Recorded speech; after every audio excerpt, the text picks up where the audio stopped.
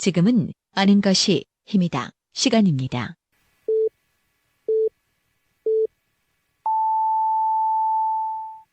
Welcome to the best podcast. Knowledge is power. You think about how many times I fell. I learned. 내 인생의 주인공은 나다. 당연한 말 같지만 우리들 중 과연 몇 명이나 자신의 인생에서 주인공으로 살고 있을까요? 어쩌면 당연하게 여겼던 것들이 내 의도와는 다르게 누군가 조성해놓은 프레임 안에서 속고 있는지도 모른 채 살아가고 있는 건 아닐런지요. 영화 매트릭스처럼 말이죠. 이제 모델링을 통해 여러분들의 인생에서 주인공이 되는 법을 찾아보셨으면 좋겠습니다. 강신철 교수의 주물 공장에 오신 걸 환영합니다. The new beginning. New year could be the new beginning.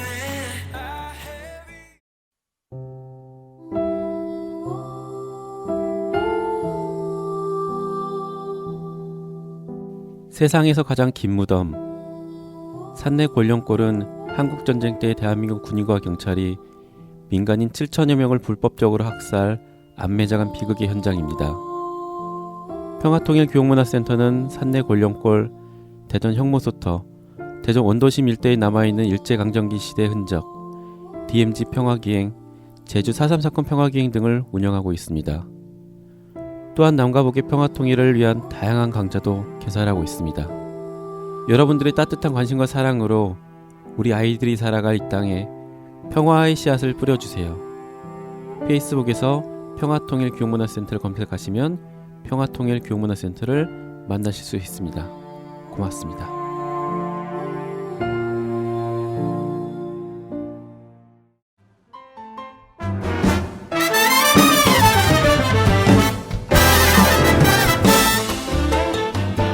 안녕하세요. 관저동에 위치한 에드엠 실용음악학원입니다. 깔끔하고 넓은 합주시설부터 개인 연습실까지 최고의 시설과 최고의 강사진으로 참 음악교육을 실천하고 있습니다. 인성과 실력을 겸비한 차세대 뮤지션을 양성하는 데 최선을 다하고 있습니다. 아울러 공연장을 함께 운영하고 있어 여러 방면으로 많은 경험을 할 수 있도록 노력을 기울였습니다. 예술고등학교와 예술대학교 입시를 전문으로 하며 작곡과 미디 보컬 레코딩 수업에 특화된 믿을 수 있는 실용음악학원입니다. 저희는 기타와 베이스, 그리고 드럼, 신디사이저, 색소폰, 작곡과 미디 이렇게 다양한 전공 과목을 지도해드리고 있습니다. 지금 바로 신청하세요. 그리고 꿈을 이루세요. 감사합니다. 문의전화 042-541-5337.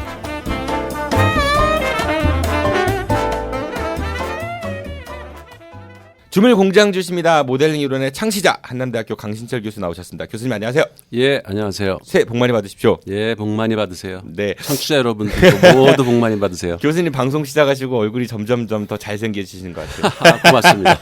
새해니까 덕담을 드렸는데 제가 교수님 페이스북 보니까 올해의 목표가 시 50편 그리고 소설 1편 모델링 이론 3차 개정판 내시고 뭐 논문 2편 이런 거를 계획을 세우셨더라고요. 네. 그 가능해요?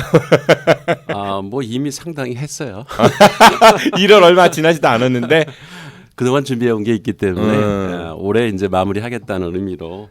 교수님 딱 뵈면은 이런 것 같아요. 뭐 연구 못하다가 죽은 귀신이 붙은 게 아닌가. 너무 많은 일들을 하시니까 공부하실 리스트도 쫙 적어놓으셨던데 안 힘드세요? 그게 재밌으니까 하죠. 참 변태스러우십니다. 아니, 그리고 네. 모델링 이론을 만들었다고 하고 본인이 모델을 안 만들어내면 그것도 거짓말이잖아요. 뭐 그럴 수는 있겠네요. 그렇죠? 그래서 몸소 실천하기 위해서라도 모델을 계속 만들어내는 그 모습을 보여주고 싶은 욕심도 있죠. 네. 그리고 저희 그 아는 것입니다에서 지금 진행하고 있는 대전 지역의 올해 지방선거에서 교육감 진보교육감 후보 단일화 이제 방송을 여러 가지 하고 있잖아요. 예. 조만간 그 후보자들 1대1 토론을 하려고 하거든요. 그러니까 예. 후보자가 아니죠. 공식적으로 얘기하면 출마 희망자들 아직 선거 기간이 아니니까 그분들 한 분씩 모셔놓고 검증하는 그런 예. 시간을 가질 건데 교수님 참여해 주실 거죠? 패널로. 하죠 뭐. 그 예. 칼날을 싹싹 갈아가지고 예. 이 세 분들이 과연 대전 시민들의 염원을 얼마큼 담을 수 있는 그릇인지 우리 한번 같이 살펴보아요. 좋아요. 근데 네. 내 칼이 상당히 날카로운데. 그래서 전출만 안 하려고 합니다. 그리고 오늘 저희 스튜디오에 반가운 분이 놀러 오셨어요. 네, 지금 손을 막 흔드시는데 인사해달라고. 네, 저희 염살롱의 패널리스트기도 하자 정병식 그 에드엠 실용음악학원 네, 원장님 나오셨습니다. 안녕하십니까? 네, 안녕하세요. 네, 왜 나오셨어요? 지나가다 들렸는데 네. 앉아 있네요. 전화번호 042 뭐죠? 541에 5337인가요? 못 하겠어요. 네. 그래요. 네, 알겠습니다. 앉아서 열심히 잘 들으시고요. 우리 지난 시간에부터 이제 교수님께서는 모델링 이론 활용법에 대해서 이제 좀 이야기를 해주셨어요. 그래서 지난번에는 학생들이 공부할 때 어떤 공부를 해야 될지 자기 전공 선택이라든지 그런 게 궁금할 때 모델링 이론을 적용하는 법. 네. 그리고 선생님들이 학생들을 가르칠 때 어떠한 걸 가지고 어떻게 가르칠 것인가 이런 그 사례들을 말씀을 주셨거든요. 예. 그 제가 이제 지난주에 교수님께 이런 약속을 드렸습니다. 지난주가 아니고 지난달이네요. 어떤 술을 마실지에 대해서 저도 한번 모델링으로 한번 적용을 시켜보겠다. 결론을 냈습니다. 저는. 뭡니까? 네, 어떤 술이 중요한 게 아니고요. 누구와 함께 하느냐가 중요합니다. 저의 결론은 그렇습니다. 잘 내렸네요. 네. 네. 아니 아무리 비싼 술을 마셔도 그쵸? 제가 사랑하는 사람이 아니면은 그 술이 독주일 것이고 아무리 김 빠진 소주를 뭐 새우깡이나 아니면 생라면하고 먹는다고 해도 제가 정말 사랑하는 사람과 함께 있다면은 그게 정말로 네 성배에 들은 뭐 성주와 다름없지 않을까 그런 생각이 좀 들었습니다. 네. 별 반응이 없네요. 반응이 없어요. 네, 알겠습니다. 네, 별로 좀 잘 못한 것 같고. 술을 그건 먹으면서 얘기해야 잘 풀리지 그런 얘기는. 네, 조만간 한번. 맨입으로 그냥 맹숭맹숭하게 이야기만 하려니까. 근데 교수님이 지난번에 그 우리 그 회식 송년회 때도 술 안 드셨잖아요. 운전하신다고 뭐. 그래도 먹었어요 그때도. 뭐 알겠습니다. 우리 조만간 한번 다시 교수님하고 네, 그 라이브 생중계로 소주 한 잔 마시면 좋을 것 같네요. 좋습니다. 네, 알겠습니다. 이번 주 역시 그 모델링 이론의 적용 사례에 대해서 말씀을 주신다고 했는데 오늘 이제 처음 주실 얘기는 책을 읽을 때 우리가 네. 어떤 책을 어떻게 읽을까 이런 거를 모델링 이론을 적용을 좀 해주신다고 했거든요. 사실 책 제목에 이제 이끌려 가지고 책을 골라도 막상 제목에 부합하지 않는 어려운 내용들로 인해서 덮는 경우들이 굉장히 많은 것 같거든요. 저 같은 경우는요. 그렇죠. 그럴 수도 있죠. 근데 이제 우선 처음에 책을 고를 때 왜 이렇게 분야별로 이렇게 나눠져 있잖아요. 책이. 뭐 인문학이나 아니면 소설 뭐 예를 들어서 교재, 도서관에 가면 왜 이렇게 뭐 십진분류법이라는 게 뒤분류법 있고, 뭐 이런 거. 네, 그리고 그 인터넷에서 책을 구입하면 거기에 이렇게 뭐 국내 서적, 외국 서적 네네. 해가지고 국내 서적 하면은 여러 개 그 하위 카테고리가 쭉 나와 있죠. 네. 그럴 때 이제 어떤 분야에 들어가서 책을 고르느냐 이런 게 사실은 어느 정도 자기가 그 분야를 정하고 들어가서 책을 보거든요. 그리고 이제 그냥 이제 서점에 가서 책을 이렇게 쭉 보면은 제목만 보고 이제 이렇게 끌리는 제목을 보고 고르는 경우도 있는데 네. 그래도 보면은 그 책의 앞에 그 뭐 머릿말이라든가 아니면 그 소개글 이런 거 보면은 이 책이 어느 분야의 책인가는 대충 알 수 있죠. 저도 저자의 말은 꼭 먼저 봅니다. 책을 고르기 네. 전에는. 그게 중요하죠. 네. 머릿말. 네.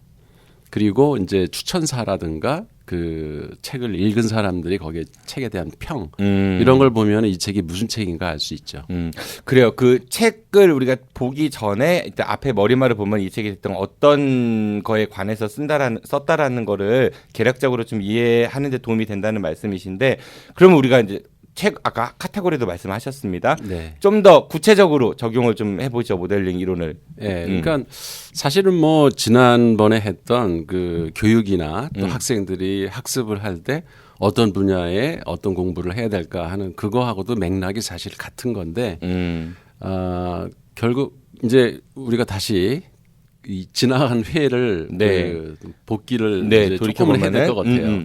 그러니까 모델링은 인간이 사물을 인식해서 근데 그때 이제 의도가 있어야 돼요. 그래서 의도를 가지고 사물을 인식해서 자기 머릿속의 심상, 이 멘탈 이미지를 형성하고 그거를 가장 효과적인 방법으로 표현하는 게 네. 이게 이제 모델이다. 그리고 그런 과정을 이제 모델링이라고 한다. 네네. 요 가지고요. 그리고 이제 한 가지 더 그 모델링에는 세 가지 핵심 요소가 있다. 모델링을 하는 사람, 이제 주체라고 주체. 이제 하고, 그 다음에 모델링을 하기 위한 대상, 그걸 이제 객체라고 하고, 네. 그다음에 그 심상을 표현하기 위한 수단을 매체. 이제 매체라고 하고 그래서 주체, 객체, 매체 이렇게 세 개로 분류해서 이제 그렇죠. 체체체, 네. 삼위일체. 네. 네. 이거를 어떤 분류 기준으로 생각을 하면은 참 어떤 책을 고를 때나 또 자기 공부 분야를 정할 때 이럴 때 상당히 도움된다는 얘기를 지금 하고 있는 거거든요. 네. 그러니까 이제 이게 소위 이제 모델링 독서법이라고도 할 수 있는데 워딩은 잘 만드시네요. 네, 모델링 독서법. 그렇죠. 독서를 할 때 모델링 이론에 근거해서 책을 읽고 고르고 하면 그럼 훨씬 효과적으로 할 수 있다는 거죠. 네네. 그렇잖아요. 지금 책이 서점에 가도 그렇고 뭐 연일 뭐 매체에서 그 소개하는 책이 하루에도 뭐 수십 권씩 나오고 있거든요. 네. 전 세계에서 엄청난 양의 책이 쏟아져 나오고 있는데 이걸 우리가 다 읽을 수도 없고 뭔가 좀 효과적으로 내가 필요한 책을 좀 골라볼 필요가 있거든요. 그러니까 예를 들어 제목만 보고 이끌려갖고 샀는데 그게 나랑 잘 안 맞는 경우들도 많이 있을 것 같고 주체 내가 누군지를 먼저 알고 내가 원하는 게 뭔지를 생각해보고 그렇죠. 근데 아까 말씀하신 매체, 객체 같이 생각해갖고 책을 고르는 게 훨씬 더 효율적인 독서법이다. 그렇죠. 그리고 이제 궁극적인 목적은 우리가 다른 사람들에게 매력적인 모델을 만드는 게 우리 삶의 목표라고 난 생각을 해요. 그러니까 우리가 이제 공부를 하는 거는 대부분은 소비거든요. 이게 네. 남이 만들어 놓은 모델을 내가 소화하는 거기 때문에 소비지 그게 생산은 아니거든요. 근데 뭐 뇌과학에서도 그렇고 많은 그 선대 학자들도 항상 이야기하는 게 소비할 때보다는 사람이 사실은 생산할 때 더 많은 즐거움을 느끼고 행복을 느낀다. 그리고 우리의 삶이라는 것이 생산을 할 때 즐거울 뿐만 아니라 그거에 대한 대가를 받거든요. 강의할 때가 강의 들을 때보다는 재밌는 것 같아요. 그거 잘 네. 파악했네요. 네. 그죠? 그러니까 누구 얘기 들을 때보다도 솔직히 나는 얘기할 때가 훨씬 재밌어요. 중요한 건 상대가 재미없다라는 거지. 네. 아니 그리고 네. 노래방에 가서도 네, 남 노래 내가 듣는 것보다. 노래하는 게 더 재밌지 남 노래 듣는 거 별로거든요. 그러니까 그래서 생산의 인간은 더 즐거움을 느낀다. 교수님 하나 덧붙여서요. 네. 정말 노래 말씀하셨으니까 모델링을 잘하는 노래를 잘하는 사람이겠죠. 그런 경우에는 네. 내가 부르는 것보다 듣는 게 더 좋을 수도 있을 것 같아요. 그럴 수 있죠. 예, 그러니까 모델링이 네. 중요하다라는. 근데 그만큼 자기가 부를 수 있다면 사실은 더 즐거워요. 그렇겠죠. 네. 네. 못하니까 그냥 소비하는 거죠. 그래서 제가 노래방 가서 저 혼자 마이크 잡고 안 넣습니다. 하여튼 그런 네. 생산을 하려면 모델을 만들어내려면 이 아까 세 가지 그 요소 네. 주체, 객체, 매체 이거를 충분히 내가 갖추고 있어야 생산을 할 수 있거든요. 그죠? 그래서 이제 책을 읽을 때 내 스스로 생각할 때 나는 이 모델링을 할 나 자신의 그 주체성이 아직 완성이 덜 됐다고 생각하면 그 분야의 책을 읽어야 될 거예요. 그죠? 그리고 내가 모델링 할 대상을 찾고자 한다면 객체에 대한 책을 읽어야 될 것이고 그리고 뭐 객체도 내가 가지고 있고 그다음에 나는 모델링 할 주체로서의 준비도 돼 있다라고 하면 이제는 매체에 관련된 그렇죠. 거. 어떻게 표현할지를 자기가 배워야 되니까 그런 매체에 대한 공부를 해야 되겠죠. 그러니까 예를 들어 가지고 내가 정말 잘생긴 사람이 되고 싶다라고 하면은 나를 네. 가꾸는 그런 법에 대한 책을 찾아보는 게 좋을 것 같고 그렇죠. 여자를 꼬시고 싶다면은 여자의 심리 상태 객체니까 그거에 관련된 책을 보는 게 좋을 것 그죠. 같고 사람도 객체니까 그 사람에 대해서 내가 알고 그렇죠. 싶으면 그 객체에 대해서 공부를 해야죠. 그리고 나는 잘생기기도 했고 여자들의 마음도 잘 읽는데 그걸 유지하려면 돈이 필요해. 그 근데 얘가 매체. 좀 부적절한 것 같은데. 그래, 그럼 돈 버는 법 이런 거 찾아보면은 삼위일체가 되겠네요. 네. 네.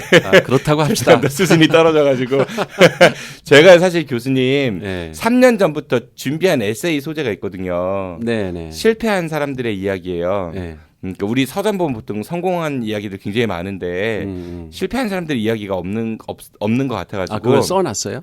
쓰고 있는 중이에요. 그 제 얘기뿐 아니라 여러 사람들을 제가 만나는 일을 하니까 네. 그게 실패가 반드시 나쁜 거다. 뭐 이런 관점이 아니라 뭐 사업도 될 수 있고 연애도 될 수 있고 아니면은 뭐 선거에서 떨어진 거가 될 수도 있고 그렇죠. 다양한 네. 종류들이 있잖아요. 그 사례들을 모아가지고 한번 책을 좀 에세이를 쓰고 싶어서 지금 기획하고 좀 하고 있는데 며칠 전에 뭐 페일컨 뭐 이래가지고 막 뉴스에도 많이 나오고. 좀 선수를 뺏긴 것 같다는 그런 신경 쓰지 말아요. 왜냐면 네. 모델은 누가 모델링 하느냐에 따라서 다양한 모델이 나올 수 있기 때문에 그건 무한해요. 그러니까 뭐 기존에 나왔다고 해서 내가 그 모델링을 다시 못할 이유가 전혀 없어요. 그러니까 걱정하지 말고 자기만의 색깔을 집어넣어서 새로운 모델을 만들면 되니까 예, 걱정하지 마세요. 알겠습니다. 실패한 사람들의 이야기 강신철 편을 꼭 잘 읽어보시기 바라고요. 네. 농담입니다, 교수님. 그 안에 나는 아마 안 들어갈 거예요. 알겠습니다.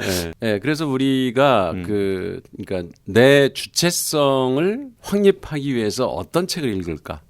그래서 제가 이 저기 도서관에 십진분류표, 네네. 그뭐 듀이, 엠슨 네네. 뭐 이런 십진분류표를 갖고 왔어요. 거기 보면은 빵빵빵해서 이제 총류라는 게 있죠. 총류. 네, 네. 총류. 총류에 보니까 뭐 도서학, 서지학, 사전 뭐 이런 거예요. 여기는 이 세 개 중에 어떤 걸까요? 주체, 객체, 맥체 중에 이 언어, 무슨 사전, 전집, 네. 뭐 도서학. 이거는 뭐 매체 쪽에 가깝나요? 그렇죠. 역시 네. 학습 효과가 있네요. 아이고, 매체에 네. 가깝죠. 네네. 네, 왜냐하면 어떻게 기록할 것인가에 대한 학문이기 때문에. 네. 그 다음에 일빵빵은 철학이에요. 일빵빵은 저 옛날 육군 땅기 아닙니까? 보병. 네, 철학. 이건 철학. 주체네요. 그렇죠. 아싸. 아싸. 그 다음에 이빵빵은 종교예요. 종교. 네. 종교도 주체일 것 같은데요. 똑똑하네요. 네. 그 다음에 감사드리겠습니다. 사회과학. 사회과학은 되게 복잡할 것 같아요. 주체가 될 수도 있을 것 같고, 네. 아니면 매체가 될 수도 있을 것 같고. 주로 객체죠. 물론 여기 있는 학문 어떤 책이든지 그게 다 그렇죠. 네. 딱 떨어지는 건 아니겠지만은. 그렇죠. 그 모델이기 때문에 그러니까 책 자체가 모델이잖아요. 네, 예를 누군가가 들어, 만들어낸 그 저자가 주체가 돼서 자기가 뭔가를 관찰한 객체가 있을 것이고 그거를 자기 언어로 표현해 놨기 때문에 책도 모델이에요. 그죠? 그러다 보니까 모델 속에는 세 가지가 다 들어 있죠. 네. 그렇지만 이제 우리가 이제 그 모델 책을 소비할 때 거기에는 이제 주안점이 뭔가로 지금 분류하는 거예요. 그러니까 사회과학이나 자연과학 이거는 객체 바라본 대상이니까 현상이라는 이런 것들 대상을 이해하기 위해서 이런 책들을 읽는 거지. 네. 그 주체 그 저자가 누구냐 이거 아는 거 별로 중요하지 않아요. 아니 제가 생각했던 주체일 수도 있다라는 네. 거는 사회과학의 그 사회 현상들을 통해 가지고 내가 어떤 생각을 할 것인가. 그렇죠. 결과적으로는 사회과학을 공부하든 자연과학을 공부하든 응용 학문에 가깝잖아요. 맞아요. 그런 거를 이해함으로써 나의 주체성이 또 보강이 되고 완성이 돼요. 그러면 나의 사고 방식도 바뀌기 때문에 분명히 그런 주체에 관한 이해를 하기 위해서라도 그런 책들을 읽는 이점이 있죠. 네. 그렇지만 이제 주 관심 대상은 사회과학이나 자연과학을 공부할 때는 객체에 대한 이해의 주안점이 있다. 네, 그런 의미로 이제 분류를 한 거고요. 네. 그다음에 공학, 기술과학. 공학, 기술과학. 이거는 그게 오빵빵이더라고요. 오빵빵. 이건 매체에 가깝지 않을까요? 기술과학은 매체 성격도 좀 있어요. 그거 이제 하나의 표현 방법론을 배우는 거기 때문에. 네네. 근데 이제 주관심사는 역시 공학도 객체다. 어떤 대상을 뭐 그쵸. 기계든, 네네네. 아니면 건축이든 이런 대상을 우리가 연구하는 게 주목적이기 때문에 그것들 자기가 어떤 객체를 고를 때 네. 그런 그 공학 책들을 선택해서 보는 게 필요하다는 얘기죠. 그 다음에 계속 질문을 해서 이 거꾸로 누가 이게 사회자인지 모르겠네요. 아닙니다. 첫 끝발이 개 끝발이랑 점점 틀리고 있습니다. 네. 그 육빵빵은 예술이에요. 예술 이거는 제일 어려워. 예술이 이거는 사실은. 잘 생각해 보겠습니다. 네. 예술은요. 매체 같아요. 네. 정확합니다. 네. 왜냐하면 네. 표현 방식이 거기서 중요하기 때문에 물론 거기에서도 뭘 표현하려면 객체도 네. 볼 줄 알아야 되고 또 그 예술성, 그 예술가가 갖춰야 될 어떤 감각, 감수성이라든가 이런 걸 키우기 위한 그런 방법들도 제시가 되지만 네. 그건 다 그 부수적인 것이고 주요 관심사는 예술 쪽은 매체에 가깝다. 네. 그리고 3개 남았어요. 칠빵빵. 네, 칠빵빵. 언어. 이건 언어. 뭐 쉽죠. 언어는 매체. 그래요. 네. 네, 이건 뭐 의심의 여지가 없이 네. 언어는 매체 공부예요. 네. 그다음에 팔빵빵은 문학. 네. 문학은 객체에 가깝지 않을까요? 매체일 수도 있고 객체일 수도 있고. 다 할 수 있어요. 네. 모든 게 다 그럴 수 있는데 네. 이제 주 관심사가 뭐냐? 주 관심사는 왜 우리가 그러니까 문학의 대표라면 뭐 소설, 쓰는 입장이라면은 매체에 가까울 것 같은데 그 왜 우리가 소설을 읽어야 될까? 한번 생각을 해보세요. 왜 우리가 소설을 읽어야 될까? 그냥 우리가 살아가면서 내가 경험하지 못했던 아니면은 내가 꿈꿨던 어떤 새로운 세상들이라든지 그러면 뭐가 좋아질까요? 셋 중에서. 그럼 주체가 좋아질 것 그렇죠. 같은데요. 맞아요. 그러니까 제가 요새 하도 이제 교수로만 살다 보니까 네. 표현 능력이 떨어진다는 생각을 많이 해요. 많이 좋아지셨는데요. 그러니까 이제 책을 써도 네. 무슨 교과서 쓰듯이 쓰고 그런 거 있죠. 또 논문 쓰듯이 쓰고 뭐 정의가 뭐냐 역사가 뭐냐 이러고 있어가지고 일반 독자들한테 상당히 이렇게 거부감을 주는 글을 쓴다는 거를 몇 년 전부터 깨달았어요. 그래서 네. 스토리텔링 능력을 키우기 위해서 소설 공부를 좀 해야 되겠다. 시 공부도 해야 되겠다. 그래서 요새 뭐 시창작 아카데미도 듣고. 네. 근데 이제 소설 작법 책을 읽다가 그 터키의 작가인데 네. 노벨상 뭐 탄 분이더라고. 근데 오르한 파묵이라는 분이 있어요. 오르한 파묵? 네. 네. 그분의 이제 소설론을 이제 읽었는데 거기에 그런 얘기가 나오더라고. 소설은 이미지, 머릿속에 든 이미지를 독자들이 그대로 상상할 수 있도록 단어로 표현하는 예술이다. 그 말이 참 저는 와닿았어요. 그러네요. 네, 그래서 제 모델링 이론하고 똑같은 얘기를 하는 거예요. 그렇잖아. 네. 그 심상이 멘탈 그렇죠. 이미지잖아. 그래서 심상을 어떻게 잘 표현해서 상대방에게 전달하느냐. 이게 이제 모델링의 핵심인데 이 양반이 소설을 그렇게 얘기하는 거예요. 그래서 소설이라는 게 단순히 단어의 나열이 아니고 그 작가의 머릿속에 형성된 그 심상, 멘탈 이미지를 독자들에게 그림 그리듯이 그 글을 소설을 읽으면 환히 그 머릿속에 그 장면이 떠오르게 글을 잘 쓰는 그런 소설가들이 정말 위대한 작가다. 이런 얘기를 해요. 옛날에 야한 소설 같은 거 읽으면 장면이 머릿속에 그냥 네, 그냥 그 글씨에 리얼한 거 보는 것보다 괜히 더 호흡이 상상이 가빠지고 되잖아요. 막 그래서 네. 소설을 솔직히 이게 제가 이제 백북스 운동하면서부터는 소설 잘 안 읽었거든요. 네. 근데 어렸을 때 많이 읽었는데 그래서 요새 다시 소설을 읽어야 되겠다 생각을 해요. 그러니까 소설을 읽는 게 이게 이제 문학 얘기를 하다 이렇게 나왔는데 네. 그러니까 소설을 읽으면 멘탈 이미지를 만드는 훈련을 한다는 거예요. 그러니까 사실 좀 쉬운 말로 상상력이 풍부해진다. 그런 거죠. 네. 아니 내가 어떤 사물을 보더라도 즉 객체를 보더라도 그렇죠. 머릿속에 멘탈 이미지가 형성이 안 되면 네. 표현할 게 없어요. 맞습니다. 쉽게 얘기하면 컨텐츠가 없는 거예요. 맞아요. 네. 네, 그래서 소설을 읽으면은 그런 이미지 형성법을 배운다는 거죠. 근데 이제 TV 이런 그림 이런 걸 보면 즉각적으로 그냥 화면이 들어오기 때문에 네. 자기가 머릿속에 이미지를 생성할 기회가 없죠. 근데 이제 라디오나 이런 소설 이런 거는 이미지는 안 보여주고 그냥 사운드와 네. 글자만 보여주기 때문에 오히려 그 사람의 상상력을 자극하고 머릿속에 이미지를 형성할 수 있는 기회를 주기 때문에 오히려 그게 모델링 훈련에 도움이 된다. 말씀 듣다 보니까 성우 생각나는 것 같아요. 성우 목소리 네. 들으면 되게 잘생겼을 것 같고 예쁠 것 같고 막 머릿속에 그려지잖아요. 근데 현실은 아닌데. 텔레비전에 나오면은 저 목소리였어, 저 얼굴이었어, 뭐 이런 거. 네. 어렸을 네. 때 그 연속극 그때는 뭐 TV가 없을 때 네. 나는 그런 시대를 살았어요. 예, 저는 그런 시대를 살지 않았습니다. 네. 그래서 시골에서 그 이렇게 스피커라고 그건 방송 채널 선택의 여지도 없어. 그냥 그 라디오 그 저기 뭐야 그 뭐죠 라디오 빵이라 그러지. 네, 라디오 네. 빵에서 그냥 틀어주는 자기네들이 대로. 틀어주는 대로 연속곡도 듣고 뭐 그 저기 쇼도 뭐 듣고 이제 그러는 건데 근데 그 작은 상자 속에서 나오는 소리가 완전히 전혀 다른 세상을 만들어주는 네. 거예요. 그 이제 이미지 트레이닝을 그때 한 거죠. 그래서 이게 내가 경험을 했으면서도 실천을 못 하는구나. 예, 그러니까 요즘에는 책 읽는다는 게 이게 문자 중독에 빠진 거거든요. 그래서 지금 모델링 독서법을 얘기하고 있지만 책을 읽음으로써 그런 이미지를 형성하는 훈련을 할 수 있다라고 하는 측면에서 이 문학은 네. 주체가 완성되는데 진짜 도움되는 분야다. 그래요. 문학까지 얘기하셨고 그다음에 또 남아 있는 마지막 거. 네. 게 이제 국방방이 역사. 역사 어렵다. 역사는 객체일 것 같은데요. 두 가지. 객체일 수도 객체와 있고, 주체. 주체일 그 수도 왜- 있을 것 같고.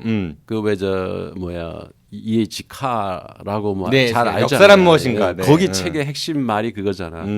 역사를 우리가 왜 공부해야 되느냐. 나는 누구인가. 그러니까 선대 조상들이 어떻게 살아왔는가를 이해하면 내가 누군지를 알 수 있기 때문에 자기 포지셔닝을 할 수가 있죠. 자기의 위치를 정할 수 있기 때문에 나라는 거에 대한 그게 바로 주체잖아요. 역사 얘기를 하셨으니까 제가 교수님께 이런 질문을 좀 드려보고 싶습니다. 갑자기 역사적 인물 중에서 교수님이 좀 존경하는 사람이 누구입니까? 네. 저는 정조를 좋아하고요. 정조대왕. 뭐 세종도 좋아하지만 음. 세종은 금수저.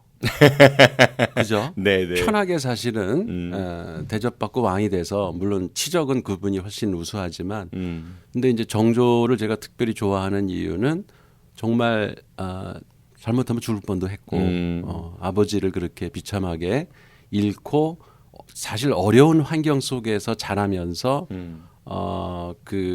그야말로 가난하고 힘든 그 외 서울 자식들 이런 사람들을 등용해 가지고 정말 많은 업적을 남겼죠. 그래서 그분은 가슴이 따뜻한 사람이다. 그런 생각이 들어요. 저한테 그러니까 한번 질문해 능력도 보세요. 있지만 그러면 정 PD님은 어떤 역사적 인물을 가장 좋아합니까? 저는 일단 역사적 인물 중에 가장 존경하는 인물은요. 네. 사람 한 명이 아니라 네. 그냥 우리 이웃들. 예전에는 사실은 어떤 특정 인물을 존경하긴 했었어요. 예. 근데 사실 역사가 그 사람의 모든 삶을 다 보여주지는 않잖아요. 그렇죠. 네, 좋은 부분만 부각을 많이 그치, 시키거나. 역사가의 눈에 비친 그렇죠. 것들만 기록이 네. 됐죠. 그리고 네. 우리가 이제 생각해 보면은 예전에 제가 이제 그 사육신 관련된 그 이야기를 상당히 좋아해가지고 그쪽 네. 공부를 좀 해봤었는데 민신이라는 이제 그 신하가 있어요. 병조판서 출신인데 나중에 네. 이제 한 명에 의해서 죽거든요. 그때 민신은 병조판서니까 오늘날 국방부 장관 뭐 이렇게 되는 거잖아요. 네. 굉장히 높은 직위에 있었던 사람이죠. 네. 그런데 일반 사람들은 그게 누군지도 몰라요. 그러니까 우리가 배우는 역사가 그치, 기록이 안 됐으니까. 정말 수많은 사람들 중에서 아주 최고위층 중에서도 아주 몇 명 일부들만 이야기를 다루고 있기 때문에 그렇죠. 사실은 세상이 움직여온 우리 이웃들 백성 그분들의 그런 노력이라든지 아니면 삶의 모습들이 그만큼 덜 조명됐잖아요. 네. 그래서 제가 몇 년 전부터 좀 생각을 바꿨어요. 그렇게. 맞아요. 네. 그러니까 역사라는 것이 그야말로 문화라는 주로 이제 왕조 네, 중심에 그렇죠. 왕 이렇게, 외우고 순서 네. 외우고. 그리고 정말 그 시대를 살았던 민간인들의 삶은 거의 이제 묻혀지고 잊혀지고 하나도 기록이 안 된 부분들이 많죠. 네. 그래서 누가 진짜 그러니까 현대도 마찬가지죠. 현대도 맞습니다. 이런 민중들이 정말로 그 자기 삶의 현장에서 고생하면서 자기 정말 인생을 깨끗이 그야말로 남한테 피해 안 주면서 정말 인간답게 사는 사람들이 있는데 이런 사람들의 이야기는 잊혀지고 네. 이게 부각된 몇몇 사람들의 마치 세상인 것처럼 비춰지는 게 사실 그게 바른 건 아니죠. 좀 속상하죠. 그 뭐 네. 전쟁 가면은 총 들고 앞에 나가는 병사들이 굉장히 많이 죽는데 사실 그 전쟁 이기면은 장군님 덕이라고 하잖아요. 흔히 뭐 네. 그런 얘기들도 많고. 저는 좀 저한테 역사는 그래서 예전엔 재밌었는데 지금 좀 어려운 주제로 오는 것 같기는 해요. 네. 그 정 PD님이 그런 묻혀진 사람들의 이야기를 이렇게 기록으로 남기고 이것도 네. 지금 역사를 쓰고 있는 거예요. 네. 네, 그래서 그 여러 사람들 좀 네. 취재해서 신철 대마왕. 네. 취재해서 그런 사람들의 이야기를 기록으로 남겨놓는 거. 우리가 뭐 책도 쓰고 에세이 쓴다고 그랬으니까 아까 네네. 그런 게 다 사실은 그 민간인들의 역사를 남기는 거죠. 네. 그래요. 그 교수님께서 지금 뒤에 십진법 분류를 해가지고 일단 큰 카테고리의 책. 그 항목들을 얘기해 주셨고 도서 항목들을 그리고 그게 이제 우리 모델링에서 어디에 가까운가를 말씀을 주셨고요. 네. 얘기하다 보니까 시간 되게 많이 갑니다. 네, 오늘 재밌습니다. 네. 네. 두 번째로 넘어가 볼까요, 교수님?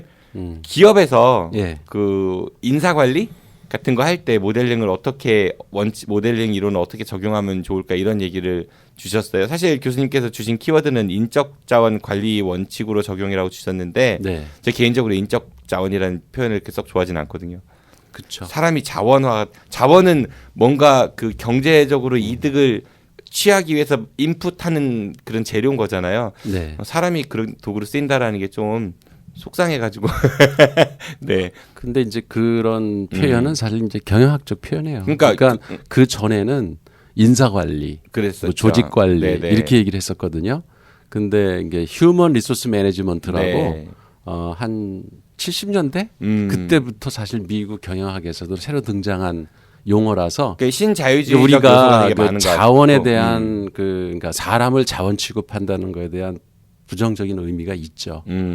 근데 이제 기업을 운영한 사람 입장에서는 사람이라는 것이 다른 물질이나 뭐 화폐나 뭐 기계나 이런 거와 마찬가지로 인간이라는 것이 하나의 자원으로 이제 활용된다는 측면에서 그런 명칭이 붙은 것 같아요. 그러니까 너무 그렇게 화내지 말아요.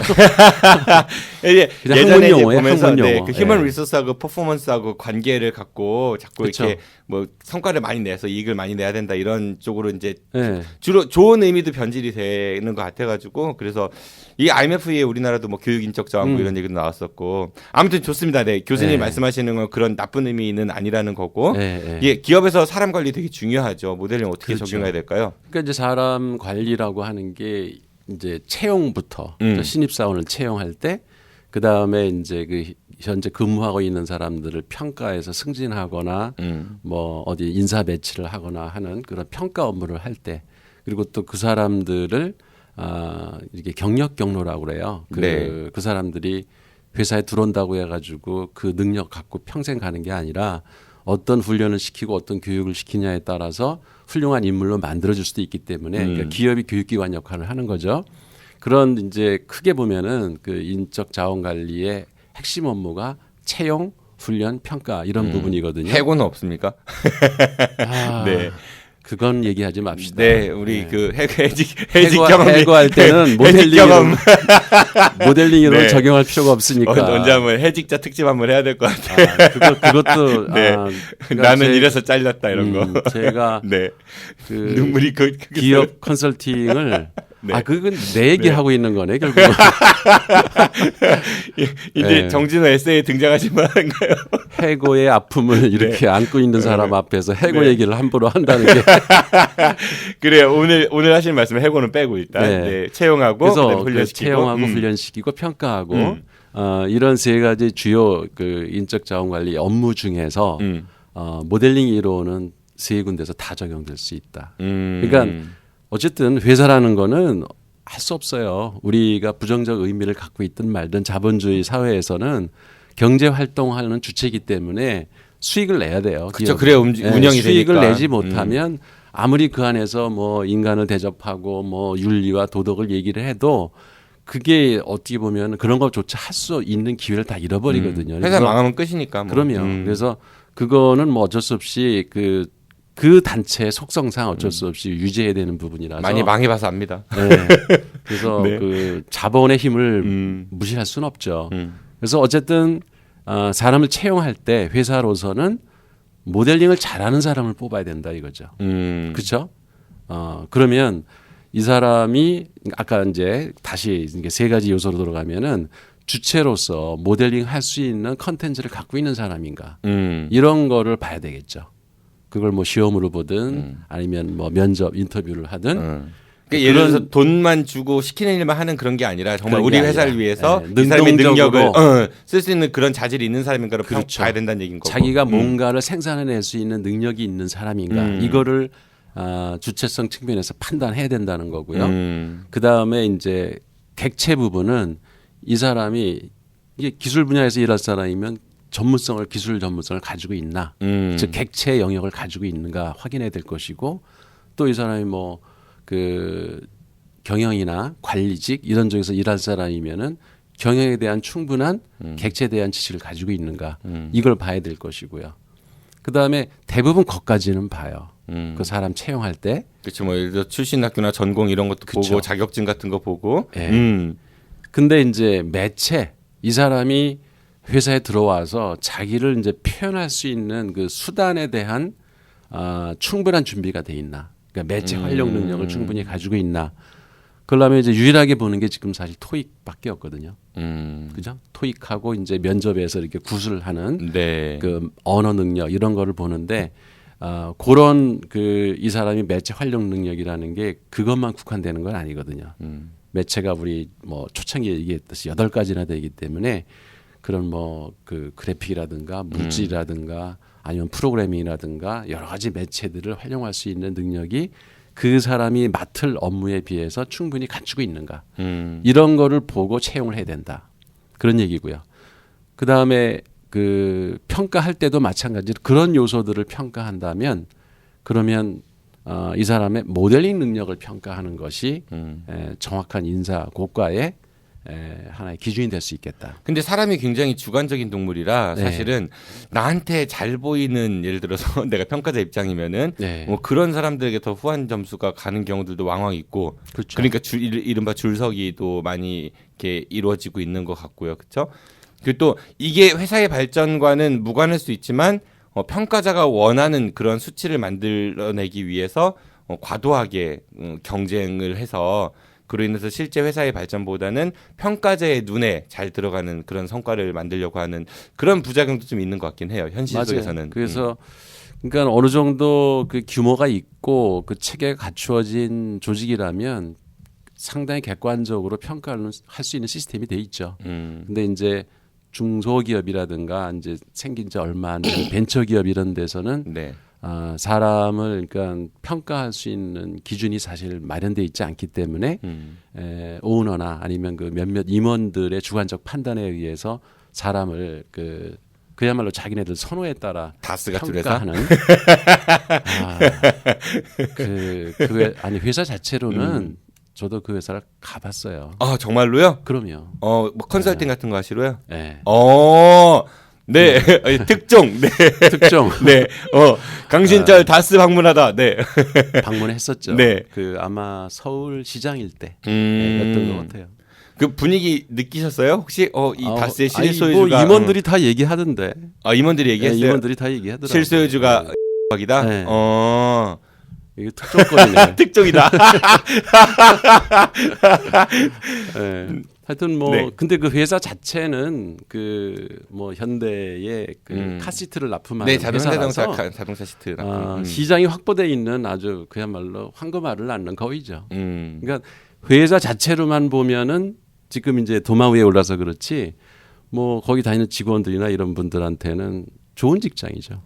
네. 이건 평가 시스템이 어떻게 되는지는 모르겠어요. 제가 거기 평가 시스템을 진단하라고 간 건 아니고 정보 시스템 구축한 그거 감리하러 한번 갔었어요. 네, 그래서 아무튼 네. 그런 그 인사 평가를 할 때 그런 주관적인 판단에 의존하지 말고 이렇게 이제 3가지 분야 주체, 객체, 매체에 대한 충분한 능력을 갖추고 있고 그 사람이 맡고 있는 직무에 비해서 이 3가지 그 요소 모델링의 요소를 이렇게 3가지를 다 본다면 그냥 한두 가지만 보고 판단하는 것보다는 훨씬 더 공정한 평가를 할 수가 있겠죠. 그런 측면에서 모델링 이론을 사람을 평가할 때 회사에서 좋은 그 툴이 될 수 있겠다. 그런 말씀이고요. 그다음에 이제 3번째 경력 경로. 그러니까 그 사람 훈련시키거나 교육시킬 때 그 쉽게 얘기할 수 있겠죠. 그죠? 그러니까 그 사람이 어느 부분이 부족하다. 그러니까 예를 들어서 그 모델링을 할 수 있는 주체로서의 역량이 부족하다 그러면 뭐 소설도 좀 읽히고 그죠?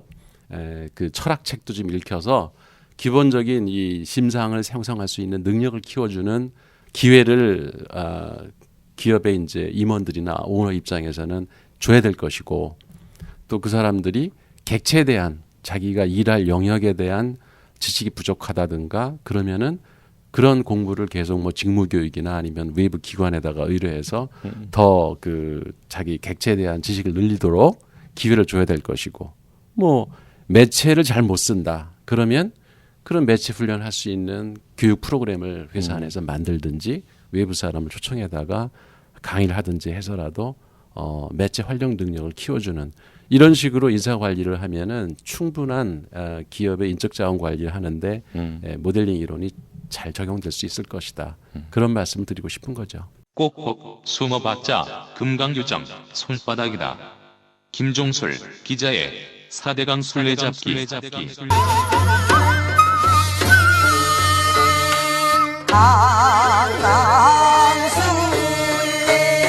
22조 원이 넘는 혈세가 투입된 4대강 사업 그 폐해 현장을 강에서만 사는 남자 금강요정 김종술 기자로부터 전해듣습니다.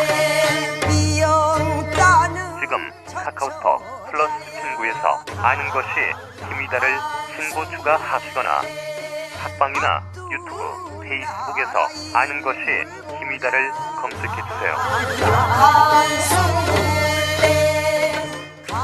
네, 이렇게 해서 강신철 교수님의 주물공장에서 오늘은 모델링 이론을 우리 실제 생활에 어떻게 활용하는가, 그 중에서도 이제 책을 독서할 때 어떤 책을 골라서 어떻게 읽을 것인가에 대한 이야기, 그리고 기업에서 사람들 관리함에 있어가지고 어떻게 채용하고 훈련시키고 평가하는가, 이런 이야기를 좀 주셨습니다. 마칠 시간이 됐는데요. 오늘도 시간 금방 간 것 같습니다, 교수님. 오늘은 특히 기억에 남는 게 다스 특종인 것 같고요. 오늘 해주신 말씀 한 문장으로 좀 요약을 부탁드릴 수 있을까요? 생산 능력이 있는 사람이 되고 나 자신은 그다음에 이제 다른 사람을 키울 때도 생산 능력이 있는, 즉 모델링을 할 수 있는 능력이 있는 사람을 키우자. 그것이 결국 모델링 이론을 잘 적용하는 원칙이 될 수 있다. 그런 말씀으로 맺고 싶습니다. 네, 알겠습니다. 지금까지 모델링 이론 창시자 주물 공장주이신 한남대학교 경영정보학과 강신철 교수였습니다. 교수님, 오늘도 나오셔서 고맙습니다. 건강 계속 잘 챙기시고요. 그 연말에 교수님 오늘 목표 하신 거 있잖아요. 시 50편 그거 제가 확인하겠습니다. 예. 네, 고맙습니다. 안녕히 가십시오. 예, 고맙습니다. 내일은 4대강 지킴이 금강요정 김종술 기자의 4대강 술래잡기를 만나실 수 있습니다. 김종술 기자가 4대강 독립군을 조직해서 이명박 전 대통령의 집에 찾아갔다고 하는데요. 그 이야기 한번 들어보도록 하죠. 여러분들의 많은 청취 부탁드리겠습니다. 저도만 물러가겠습니다. 지금까지 진행의 정진호였습니다. 청취해주셔서 고맙습니다. 안녕히 계십시오. I'll be back. 예, 고생하셨습니다.